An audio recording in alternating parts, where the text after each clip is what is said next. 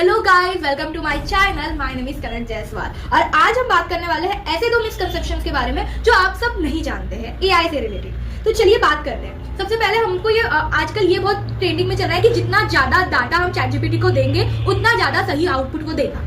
It is a wrong concept. जितना ज्यादा data हम हमारे चैट जीपीटी को देंगे उतना ज्यादा वो अच्छा आउटपुट देगा, ये गलत है। जितना ज्यादा हम स्ट्रक्चर डाटा हम उसको देंगे उतना ज्यादा वो आउटपुट देगा, बहुत अच्छा आउटपुट देगा। मैं इसका एक एग्जांपल के थ्रू आपको समझाती हूँ। मेरे को एक बुक रीड करनी है और मैंने वो बुक रीड करते टाइम पे मेरा एग्जाम चल रहा है। मेरे को ऐसा लगा यार इतनी सारी बुक रीड करने का मेरे पास टाइम नहीं है, इतनी बड़ी बुक रीड करने का मेरे पास टाइम नहीं है। मैंने पूरी की पूरी बुक का पीडीएफ उसमें अपलोड कर दिया। अब आपको पता है कि बुक के स्टार्टिंग के जो पेजेस रहते हैं उसमें बुक रिकमेंडेशंस या फिर अननेसेसरी चीज या ऑथर के बारे में ये सब देके रहता है। अब हमारे चैट जीपीटी इतना इंटेलिजेंट नहीं है, हम इंसान ये डिक्टेट कर सकते हैं कि ये सब तो अननेसेसरी चीज है, इसको नहीं पढ़ना पड़ता है, एक्चुअल सिलेबस तो यहाँ से चालू होता है। बट मेरे चैट जीपीटी ये ऐसा नहीं किया। उसने मेरे को ऑथर के बारे में भी बताना चालू कर दिया, उसने मेरे को बुक रिकमेंडेशन भी बताना चालू कर दिया, क्योंकि उसको ये नहीं पता कि बुक में क्या सिलेबस का है क्या नहीं है। तो हमें उसको स्ट्रक्चर डाटा देना पड़ता है। जितना नेसेसरी डाटा है उतना ही डाटा ज्यादा अमाउंट में देना पड़ता है। ज्यादा डाटा अच्छा आउटपुट नहीं, ज्यादा नेसेसरी डाटा अच्छा output. This is the second misconception.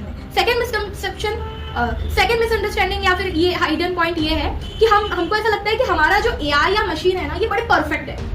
हम ऐसा समझ लेते हैं। हम जब भी आंसर कर हमारा माइंडसेट ऐसा बन गया है। हम एक बार का खुद पे भरोसा नहीं करते पर हमको गूगल पे भरोसा है कि गूगल जो बोलेगा वो तो हरदम सही बोलेगा। ये माइंडसेट बन गया है लोगों का। बट इस माइंडसेट को आप हटाइए। एआई एक्सपर्ट नहीं है, एआई भी एक लर्नर है। इसका मैं एक और एग्जांपल, एक डेमो देके आपको समझाती हूँ। मैं मैथ्स का प्रॉब्लम सॉल्व कर रही थी और मैंने को वो प्रॉब्लम, मेरा आंसर तो सही आ गया था पर मेरे को लग रहा था यार प्रोसीजर तो सही है कि नहीं है। तो मैंने अपने चैट जीपीटी पे वो प्रॉब्लम डाला और मैंने क्या देखा कि मेरा आंसर और चैट जीपीटी का आंसर डिफरेंट था।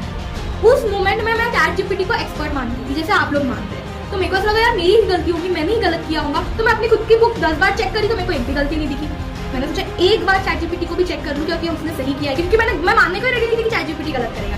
जब मैंने चैट जीपीटी की पूरी प्रोसेस को देखा तो मैंने देखा कि उसने 1 को -1 पकड़ दिया और एक इतनी सी गलती की वजह से उसका आंसर गलत आ गया था और मेरा आंसर एक्चुअल में सही।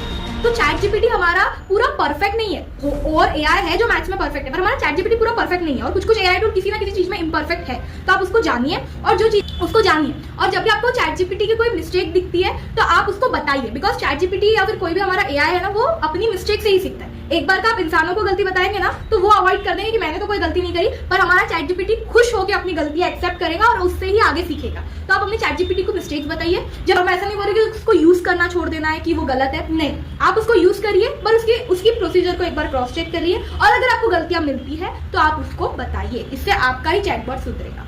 Thank you so much. यही 2 मिसकंसेप्शंस और हिडन पॉइंट है जो आपको एआई के बारे में जानना बहुत जरूरी था। Thank you so much. ऐसी अपडेट्स के लिए मेरे साथ अपडेटेड रहिए।